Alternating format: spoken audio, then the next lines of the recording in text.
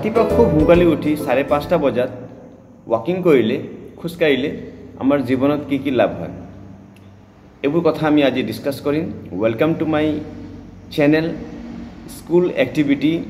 আজি এটা বহুত ইম্পৰ্টেণ্ট বিষয়টো লৈ মই আহিছোঁ আৰু এই বিষয়টো হ'ল ৰাতিপুৱা খোজকাঢ়িলে আমাৰ জীৱনত কি কি লাভ হয় আৰু স্পেশালি ৰাতিপুৱা 5:30টাত যদি আমি খোজকাঢ়ো। এনে মানুহে 7টা বজাত খোজকাঢ়ে 6টা বজাত খোজকাঢ়ে একেবাৰে আন্ধাৰত মানে 4টা বজাত 3টা বজাত খোজকাঢ়ে কিন্তু 5:30 বজাত যেতিয়া বেলি উঠি আহে সেই সময়ত যদি আমি খোজকাঢ়ো তেতিয়া আমাৰ জীৱনত কি কি লাভ হয় এইবোৰ কথা আমি আজি অলপ আলোচনা কৰিম।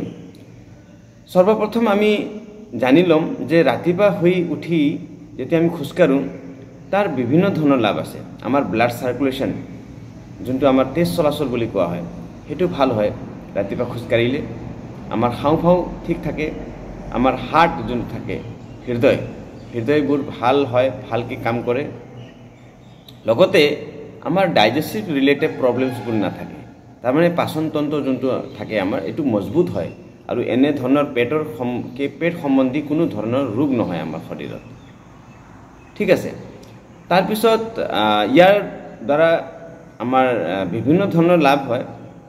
5:30 বজাত ৰাতিপুৱা শুই উঠি যদি আমি খোজকাঢ়ো তেতিয়া কি কি লাভ হয় এইবিলাক যিমান মই ক'লোঁ এইটো সাধাৰণ মানুহে যোনটো খোজকাঢ়িলে এইটো লাভবোৰ পাব। সন্ধিয়া খোজকাঢ়িলেও বা ৰাতিপুৱা খোজকাঢ়িলেও এইবোৰ লাভ হ'ব যোনটো মই 3টা লাভ ক'লোঁ। ইয়াৰ বাদেও যদি আমি ৰাতিপুৱা 5:30 বজাত যদি আমি খোজকাঢ়ো তেতিয়া কি কি লাভ হ'ব। প্ৰথমে আমাৰ লাংছ যোনটো হাওঁফাওঁ মজবুত হ'ব। কিয়? কাৰণ আমি ফ্ৰেছ বতাহ পাম ৰাতিপুৱা ভাগত। গতিকে ৰাতিপুৱা 5:30টাত উঠিলে আমাৰ হাওঁফাওঁ মজবুত হ'ব, লাংছ বিকমছ ষ্ট্ৰং।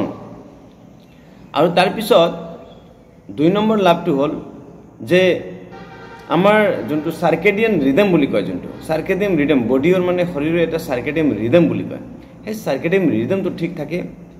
ৰাতিপুৱা শুই উঠা আমাৰ সময় এটা নিৰ্দিষ্ট এটা সময়ত আমি উঠোঁ, ৰাতি আমি ঠিক সময়ত শুওঁ। গতিকে আমাৰ শৰীৰৰ যোনটো সাৰ্কেডিয়ান ৰিদম যোনটো থাকে এইটো ঠিক থাকে। আৰু ইয়াৰ দ্বাৰা কি কি লাভ হয়। প্ৰথমে আমাৰ যোনটো ডপামিন বোলা এটা হৰমন যোনটো থাকে, যোনটো হৰমনে আমাক ভাল লগা কৰি ৰাখে আমাৰ শৰীৰটো, আমাক গোটেই দিনটো আমি মানে ধৰক হ্যাপি ফিলিং কৰোঁ, তাৰমানে আমি ভাল লগা আমাক অনুভৱ হয়। গতিকে এই ডপামিন হৰমনটো বেলেঞ্চত থাকে যদি আমি ৰাতিপুৱা 5:30 বজাত আমি যদি খোজকাঢ়োঁ। এইটো হৰমন যোনটো আমাৰ শৰীৰৰ পৰা যোনটো ওলায় কেমিকেল হৰমন এইটো সদায় আমাৰ বেলেঞ্চত থাকে।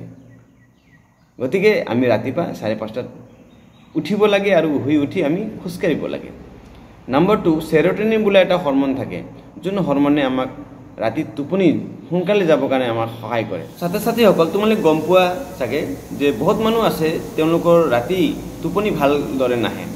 তেওঁলোকে ৰাতি যেতিয়া শুব যায় নিজৰ বেডত তেতিয়া তেওঁলোকৰ আধা ঘণ্টা কিছুমানৰ 1 ঘণ্টামান লাগে ৰাতি টোপনি যাবৰ কাৰণে।